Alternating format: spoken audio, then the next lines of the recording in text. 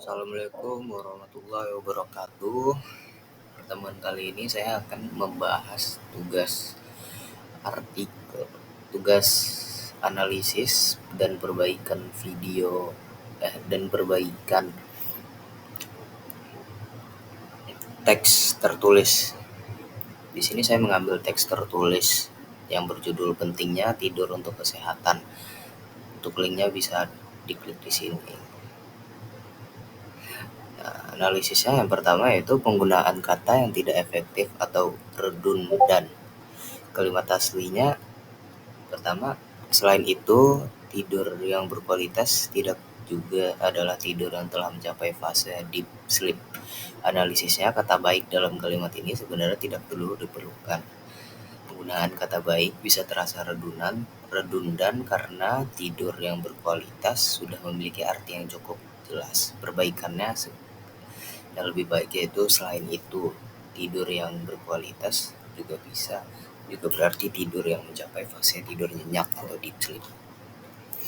Menambahkan istilah tidur nyenyak sebagai pengganti deep sleep juga memudahkan pemahaman dalam konteks bahasa Indonesia yang lebih baku. Nah, yang kedua yaitu ada penggunaan istilah asing tanpa penjelasan yang memadai. Pada kalimat yang saya kutip di teks tertulisnya yaitu adalah sebaiknya wanita ini yang memiliki circadian rhythm lebih pendek cenderung lebih cepat lelah dan tertidur dibandingkan pria, namun dapat dibangun dan beraktivitas lebih pagi dibandingkan pria. Analisisnya, istilah circadian rhythm adalah istilah teknis yang mungkin tidak dipahami oleh pembaca awam. Penggunaan istilah asing tanpa penjelasan atau penerjemah dapat mengganggu pemahaman. Perbaikannya yang lebih baik yaitu adalah sebaliknya, wanita yang memiliki ritme sirkadian lebih pendek cenderung lebih cepat lelah dan tertidur dibandingkan pria, namun dapat bangun dan beraktivitas lebih pagi. Penggunaan ritme sirkadian sebagai terjemahan dari circadian rhythm adalah pilihan yang lebih tepat dalam bahasa baku Indonesia. Yang ketiga adalah ketidaksesuaian dalam struktur kalimat. Kalimat asli kurang tidur dapat menyebabkan gangguan kesehatan serius seperti hipertensi. Analisisnya, kalimat ini sudah cukup baik, namun penambahan koma setelah kata serius akan membuat kalimat lebih terstruktur dengan jelas dan lebih mudah dibaca. Perbaikannya, kurang tidur dapat menyebabkan gangguan kesehatan yang serius, seperti hipertensi. Penambahan koma setelah serius memberi jeda yang diperlukan antara dua bagian kalimat yang saling berkaitan. Nah, kita masuk yang keempat, yaitu penggunaan kata yang kurang tepat. Kalimat aslinya yang ada di teks tertulisnya itu ya, jika seseorang tidak mendapatkan tidur yang cukup, itu dapat memengaruhi produktivitasnya. Analisis saya, penggunaan kata itu terasa kurang spesifik dan kurang formal. Sebaiknya kata tersebut diganti dengan hal itu agar lebih sesuai dengan bahasa baku. Perbaikan, jika seseorang yang tidak mendapatkan tidur yang cukup, hal itu dapat mempengaruhi, maka digarisbawahi harus diganti hal itu dengan penambahan kata hal.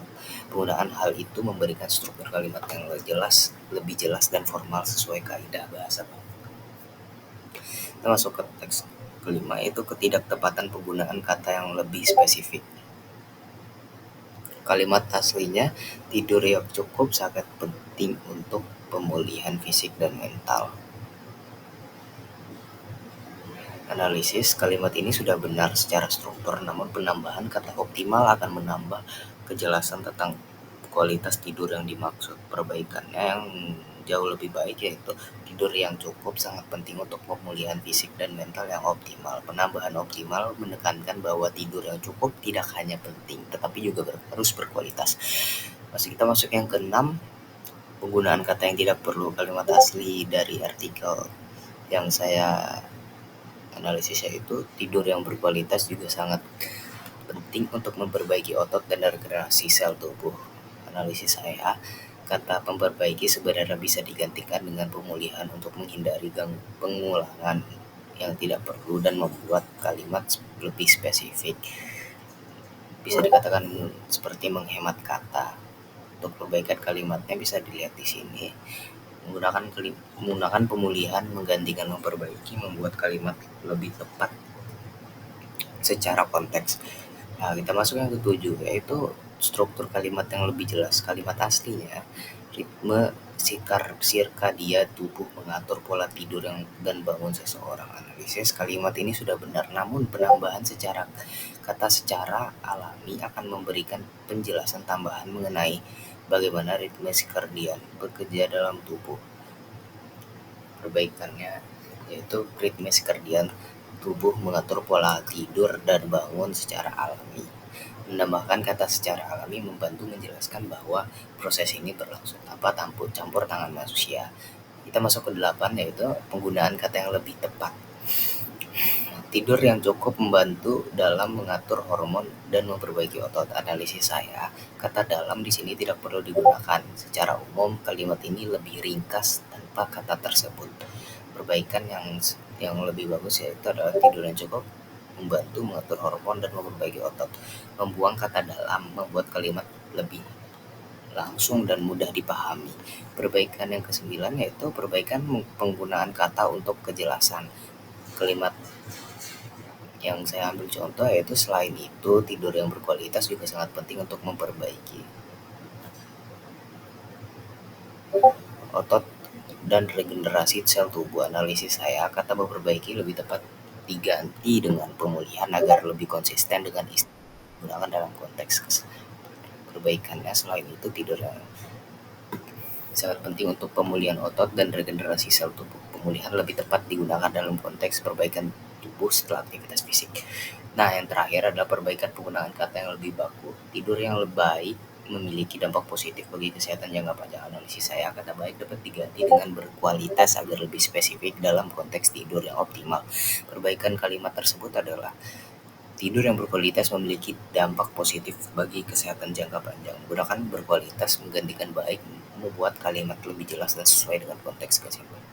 Nah, kesimpulan dari analisis saya ini adalah yang pertama, secara keseluruhan teks ini sudah menggunakan bahasa baku. Teks tertulis ini sudah menggunakan bahasa baku dengan cukup baik. Namun, ada beberapa aspek atau bagian-bagian yang perlu diperbaiki agar lebih sesuai dengan kaidah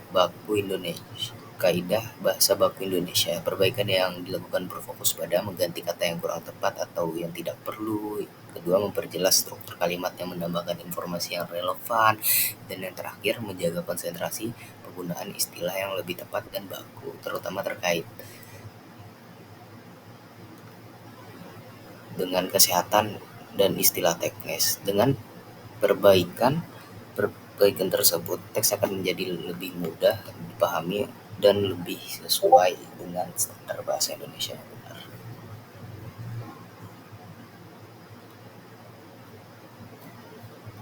Oke, kesimpulannya. Oke, jadi tadi itu adalah kesimpulannya, dan terima kasih sudah mendengarkan video saya. Jika ada kesalahan mohon dimaafkan, karena yang benar itu hanya Tuhan Yang Maha Esa. Assalamualaikum warahmatullahi wabarakatuh.